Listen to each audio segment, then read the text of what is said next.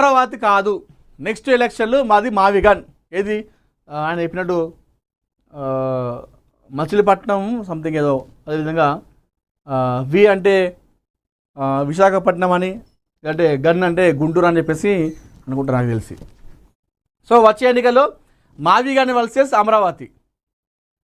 అంటే ఎట్లుందంటే మావిగన్ రాజధాని మావిగన్ ఉండాలంటే మాకు ఓటేయండి, లేదు అమరావతి రాజధాని అనుకుంటే వచ్చే ఎన్నికల్లో టీడీపీకే ఓటేయండి అని చెప్పేసి చెప్తా ఉన్నారు జగన్ గారు. గతంలో ఈ వ్యాఖ్యలు చేసినందుకే ఆయన ఓడిపోవడం జరిగింది. నన్ను అడిగితే చాలా ఉన్నాయి కారణాలు, అందులో ఇది ఒకటి. అమరావతి అనేది జనాలు ఫిక్స్ అయిపోయారు, మా ఆంధ్రప్రదేశ్ రాష్ట్ర రాజధాని అమరావతి అని జనాలు మొత్తం ఓవరాల్గా ఫిక్స్ అయిపోయారు. ఇలాంటి తరుణంలో మీరు ఆ విధంగా మాట్లాడితే అది జగన్ గారికి, అదేవిధంగా వైసీపీ పార్టీకి నష్టం చేకూరే అవకాశం ఉంది. కాబట్టి మరొకసారి ఈ మాటల పైన ఏదైతే అమరావతి మావిగన్ అనుకుంటున్నారో, మరి ఈ మావిగన్ పైన ఆయన ఒకసారి ఆలోచన చేసుకోవాలి. లేదంటే ఆంధ్రప్రదేశ్లో సర్వే చేయించుకొని జనాలతోని మరి ఏది ఇష్టం ఉంది మీకు, ఏ రాష్ట్రం కావాలని చెప్పేసి వాళ్ళని అడిగిపించుకొని ఈయన ఆ సర్వే చేయించుకొని చేస్తే తప్పితే మరొకసారి ఈ వ్యాఖ్యలు చేసినందుకు తీవ్ర విమర్శ పాలవుతున్నారు. మొన్న ఇదే అమరావతిలో పేర్ని నాని, అమర్నాథ్, అదేవిధంగా దేవినేని అవినాష్ల పైన రైతులు కూడా కోడిగుడ్డుతో దాడి చేశారు. వాళ్ళు అక్కడ నుండి వెళ్ళిపోవడం కూడా జరిగింది. అంబటి రాంబాబు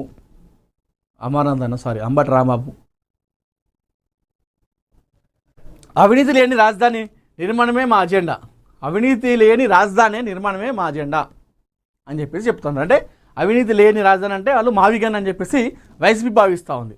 రాష్ట్రంలో అమలవుతున్నది రెడ్ బుక్ రాజ్యాంగం. ప్రభుత్వ తీరుపై మాజీ ముఖ్యమంత్రి వైఎస్ జగన్ తీవ్ర విమర్శలు. ఎప్పుడైతే ఎలక్షన్ల ముందు నారా లోకేష్ గారు రెడ్ బుక్ చూపించి అన్నాడో అప్పటి నుండి వీళ్ళు ఎవరు వైసీపీ నాయకులు విమర్శలు చేయడానికి ఈ రెడ్ బుక్ను వాడుతూ ఉన్నారు. సో రెడ్ బుక్లో నారా లోకేష్ రాసుకున్నాడు. ఆ రెడ్ బుక్ ప్రకారమే రాష్ట్రంలో రాజకీయం నడుస్తుంది, ఆ ప్రభుత్వం నడుస్తుంది, ఆ రాజ్యాంగం నడుస్తుంది అని చెప్పేసి చెప్తున్నారు. ఇదే గతంలో రెడ్ బుక్ పట్టుకొని నారా లోకేష్ మాట్లాడితే అప్పుడు ప్రభుత్వం ఉన్నటువంటి వైసీపీ నాయకులు రెడ్ బుక్ డాష్ డాషా వాంతో ఏమవుతుంది వీంతో ఏమవుతుంది చేద్దాం అని చెప్పేసి కొట్టిపారేసారు. అదే రెడ్ బుక్ని ఈజీగా తీసుకొని కొట్టిపారేసారు. అది ఉత్త బుక్, రెడ్ బుక్ కాదు, ఏం బుక్ కాదని చెప్పేసి.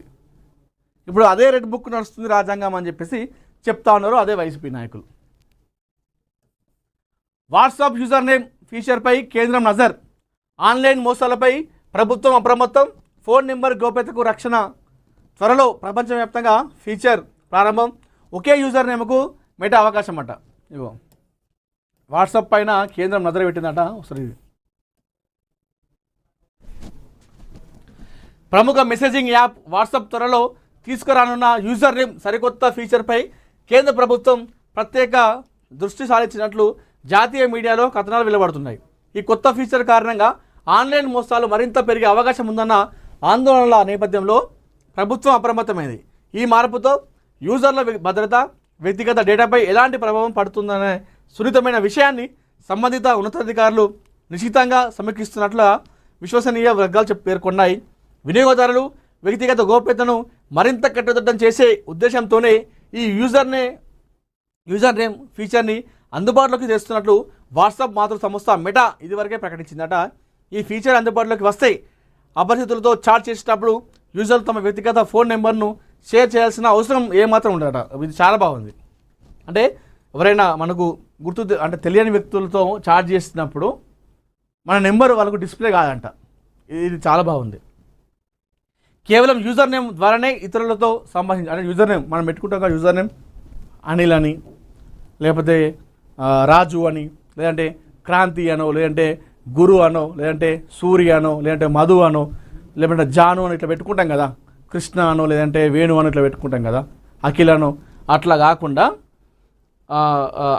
అట్లా అయితే వాళ్ళ నెంబర్ కనిపించాయి. ఇప్పుడు ఏదైతే నీ పేర్లు చెప్పినో వాళ్ళ నెంబర్లు డిస్ప్లే అవ్వవు, అక్కడ వాళ్ళ యూజర్ నేమ్ మాత్రమే డిస్ప్లే అవుతాయి. యూజర్ నేమ్ ద్వారానే ఇతరులతో సంబంధించి అద్భుతమైన వెసులుబాటు కలుగుతుందట. ముఖ్యంగా కొత్త వారితో తొలిసారి చాటింగ్ చేసే సమయంలో వ్యక్తిగత భద్రతను కాపాడుకునేందుకు ఇది ఎంతోగానో ఉపయోగపడుతుందని మెటా చెబుతుంది.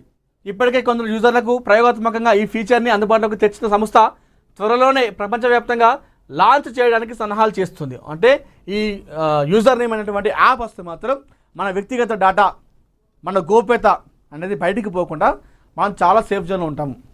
లేదంటే మాత్రం ఇప్పుడు మనం ఎవరితోనే మాట్లాడినా కూడా, అంటే అపరిచితులు అన్నోన్ నెంబర్ని మనం మెసేజ్ చేస్తే మనం రిప్లై ఇస్తే వాళ్ళు మనకు నెంబర్ కనిపించకుండా మన యూజర్ నేమ్ కనిపించేలా, సో ఇదంతా కూడా చాలా సేఫ్గా ఉంటుంది అన్నట్టు. ఆ విధంగా కేంద్రం అయితే అడుగులు వేస్తూ ఉంది.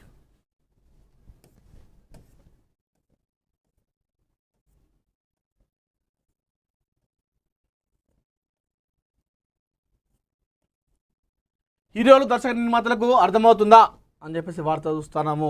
అదేవిధంగా టీనేజ్లో చేదు అనుభవం అని చెప్పేసి ఇక్కడ నడి చూస్తూ ఉన్నాము. దాంతోపాటుగా ఈసారి నమ్మండి నేను మాట్లాడను అని చెప్పేసి అఖిల్ చెప్తా ఉన్నారు. గతంలో అఖిల్ పైన చాలా విమర్శలు ఐ మీన్ ట్రోల్ చేసేవాళ్ళు. ఏదైనా ఆడియో ఫంక్షన్లో మాట్లాడితే ఆ డైలాగ్ని తీసుకొని ట్రోల్ చేసేవాళ్ళు. కానీ ఈసారి నమ్మండి నేనేం మాట్లాడను, నా సినిమా ద్వారానే చూపిస్తా అని చెప్పేసి డైరెక్ట్ చెప్తా ఉన్నారు. మరో 80 రోజుల మాత్రమే అని చెప్పేసి చూస్తూ ఉన్నాము. So mythological and time travel adventures action cinema Varanasi, మరి దీనిపైన అందరి దృష్టి ఉంది ప్రపంచవ్యాప్తంగా కూడా. వినోదాలు పంచే రంభా ఉరుసి మేనక అని చెప్పేసి ఇక్కడ చూస్తూ ఉన్నాము. వల్ల నరేష్ హీరోగా మరొకసారి కామెడీ పదంలో వస్తున్నాడు. సంక్రాంతి బరిలో కామెడీ మల్టీ స్టార్ అని చెప్పేసి చూస్తాను. రవితేజ, అదేవిధంగా విష్ణు. చిన్న రూపు అడిగిన ప్రశ్న అని చెప్పేసి చూస్తాను. ఏ జమానాలో నువ్వు జవాబు లేదని చెప్పేసి. ఒక్కసారిగా వస్తారా, ఒకేసారి వస్తారా.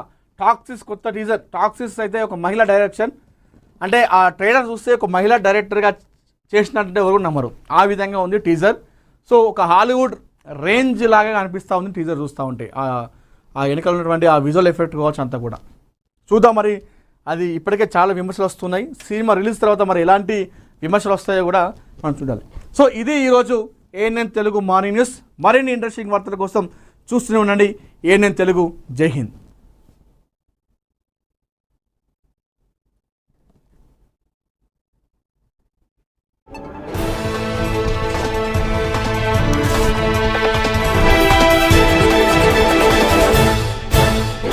తెలుగు, ఉర్దూ, మరాఠీ భాషల్లో వార్తలు ప్రసారం చేసే ఒకే ఒక్క channel ANN, one and only.